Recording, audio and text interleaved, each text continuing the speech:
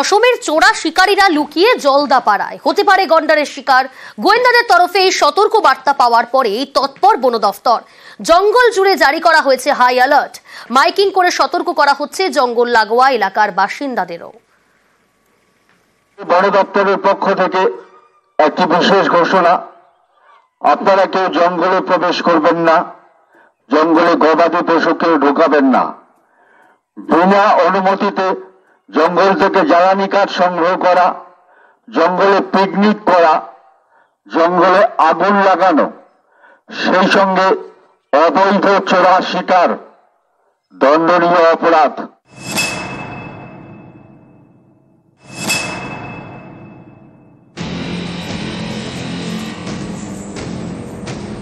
অসমের চোরা শিকারীরা ঘাঁটি গেড়েছে জলদাপাড়ায়, হতে পারে গন্ডার শিকার, এমনই আশঙ্কা গোয়েন্দাদের। এর ভিত্তিতে জঙ্গল জুড়ে হাই অ্যালার্ট জারি করল জলদাপাড়া জাতীয় উদ্যান কর্তৃপক্ষ।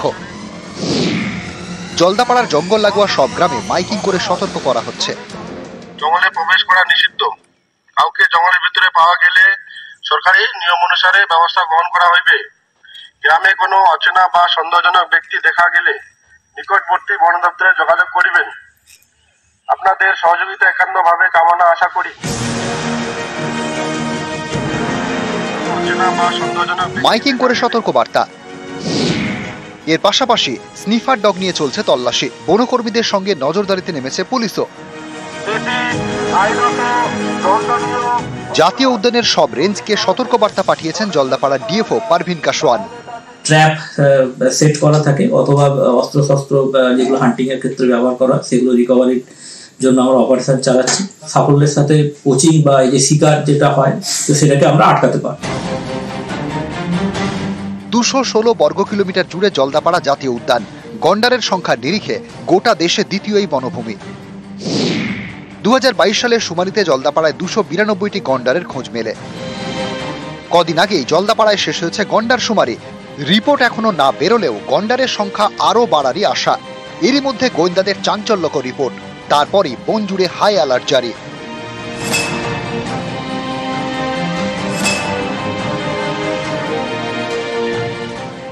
অসমে সম্প্রতি এক গন্ডার শিকারী গ্রেপ্তার হয়। গোয়েন্দারা জানতে পারেন ধৃতের সাগরেদরা আশ্রয় নিয়েছে জলদাপাড়া জাতীয় উদ্যানে এবং আগামী কয়েকদিনে তারা জলদাপাড়া জাতীয় উদ্যানে গন্ডারের শিকার করতে পারে। গোয়েন্দাদের তরফে সতর্কবার্তা এসে পৌঁছয় জলদাপাড়ায়। এছাড়া দোলের সময় জঙ্গল লাগোয়া বনবস্তির বিভিন্ন আদিবাসী জনজাতির মধ্যে জঙ্গলে শিকার করার রীতিও রয়েছে, তাই কোনোভাবে ঝুঁকি নিতে চাইছে না জলদাপাড়া জাতীয় উদ্যান কর্তৃপক্ষ। নিরাপত্তা ব্যবস্থা আঁটোসাঁটো করার পাশাপাশি বন লাগোয়া এলাকার বাসিন্দাদের সতর্ক করছে বন দপ্তর। রাজকুমার কর্মকার, news 18 Bangla.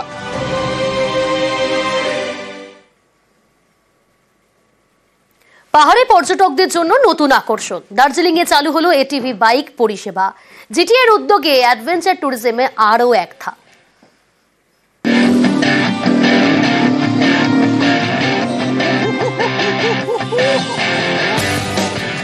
Paragliding, river rafting এর পর এবার পাহাড়ে পর্যটকদের জন্য অ্যাডভেঞ্চারের নতুন সুযোগ এটিভি বাইক। পাহাড়ি চড়াই উতরাই পথে 4 চাকার বাইক পরিষেবা। জিটিএর উদ্যোগে নতুন পরিষেবা চালু। ভালো হলো যে আমাদের এখানে অনেকটা ডিস্টেন্স আমাদের ওয়াক চলতে লাগে, তো সেটা আমাদের এখন কিছু ট্যুরিস্টদের ক্ষেত্রে সুবিধাই হবে এই গাড়িগুলো করে যদি ট্রাভেল করতে পারে। ভ্রমণ পিপাসুদের বিনোদনের লক্ষ্যে নতুন পরিষেবা। প্রথম পর্যায়ে 2টি এটিভি দিয়ে শুরু।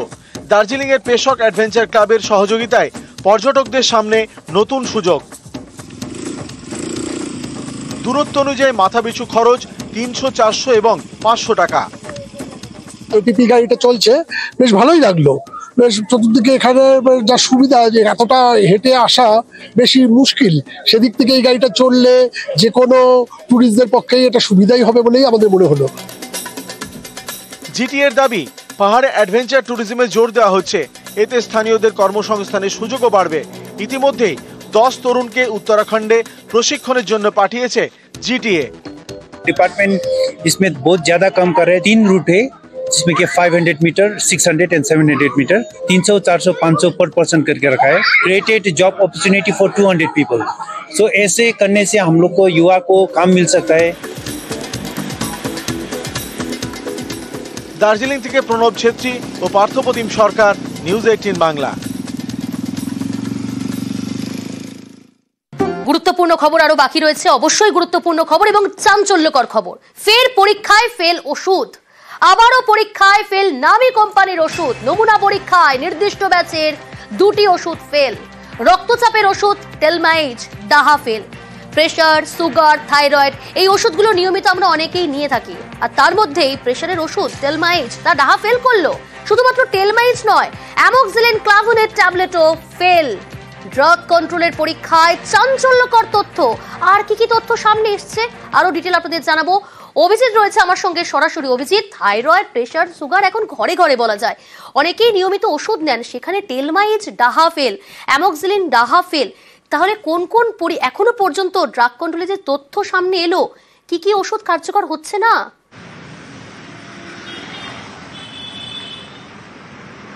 প্রিয়াঙ্কা, যে 2টি ওষুধ গত ফেব্রুয়ারি মাসে রাজ্য ড্রাগ কন্ট্রোল তারা হাওড়ার বেলিলিয়াস রোড থেকে টেলমা এইচ, গ্লেনমার্ক কোম্পানির তৈরি এই টেলমা এইচ, সেটা তারা স্যাম্পেল সংগ্রহ করে, অর্থাৎ নমুনা সংগ্রহ করে। এবং একইভাবে শ্রীরামপুরের স্ট্যান্ডার্ড ফার্মাসিউটিক্যালস তাদের তৈরি করা যে ওষুধ, সেটা হচ্ছে যে অ্যামোক্সিসিলিন এবং পটাশিয়াম ক্লোভোনেট, যেটা অ্যান্টিবায়োটিক, সেটারও নমুনা সংগ্রহ করে। এবং দুটোরই নমুনা সংগ্রহ করার পর যে চাঞ্চল্যকর যে তথ্য যেটা বলা যেতে পারে যে অত্যন্ত গুরুত্বপূর্ণ, যে একদিকে যেমন গুণমান ঠিক নেই সেটা তো রয়েছেই, তার সঙ্গে ওষুধ কোম্পানিগুলো যে যে উপাদানগুলি ওষুধে থাকার কথা যেটা দাবি করে সেই উপাদানও নেই। অর্থাৎ যেমন এই রক্তচাপ বা প্রেশার কমানোর ওষুধ টেলমা এইচ, এটা একটা কম্বিনেশন ড্রাগ, অর্থাৎ টেলমিসার্টান 40 মিলিগ্রাম সেখানে থাকা উচিত এক একটা ওষুধে। সেখানে কত ছিল এই নির্দিষ্ট ব্যাচ নাম্বারে? 35.11 মিলিগ্রাম। হাইড্রোক্লোরোথিয়াইড, এই যে এটা উপাদানটা 12.5 মিলিগ্রাম থাকার কথা ছিল, রয়েছে কত? 8.30 মিলিগ্রাম। অর্থাৎ বলা যেতে পারে যে ভয়ানক পরিস্থিতি। অন্যদিকে বাগরি মার্কেট, ক্যানিং স্ট্রিটের বাগরি মার্কেট থেকে যে এই স্ট্যান্ডার্ড ফার্মাসিউটিক্যালস, আমাদের রাজ্যের শ্রীরামপুরের স্ট্যান্ডার্ড ফার্মাসিউটিক্যালস অত্যন্ত নামজাদা একসময়কার ওষুধ কোম্পানি, সেই স্ট্যান্ডার্ড ফার্মাসিউটিক্যালসের তৈরি করা যে ওষুধ, যেটা হচ্ছে এই যে অ্যামোক্সিসিলিন থাকার কথা 500 মিলিগ্রাম, রয়েছে কত? 410 মিলিগ্রাম। পটাশিয়াম ক্ল্যাভোনেট 125 মিলিগ্রামের পরিবর্তে 69.13 মিলিগ্রাম রয়েছে। ভাবুন, এই অ্যান্টিবায়োটিক যদি কেউ খায়, ফুসফুসের সংক্রমণ থেকে নাক, কান, গলার সংক্রমণের জন্য একদম উল্টো রিঅ্যাকশন হবে এবং বিষ। এই শরীরে কিন্তু এই ওষুধগুলো বিষ। বিভ্রান্তিকর পরিস্থিতি বলছেন চিকিৎসকরা। একজন ডাক্তার যখন প্রেসক্রাইব করবে তার পক্ষে তো এটা জানা কখনোই সম্ভব নয় না। এই পরিস্থিতিটাকে ঠিকমতো করে এক্সপ্লেন করা উপায় আমাদের নেই। এটা বিভ্রান্তিকর পরিস্থিতি। ডাক্তারবাবুই জানতে পারবেন না, রোগীও জানতে পারবে না।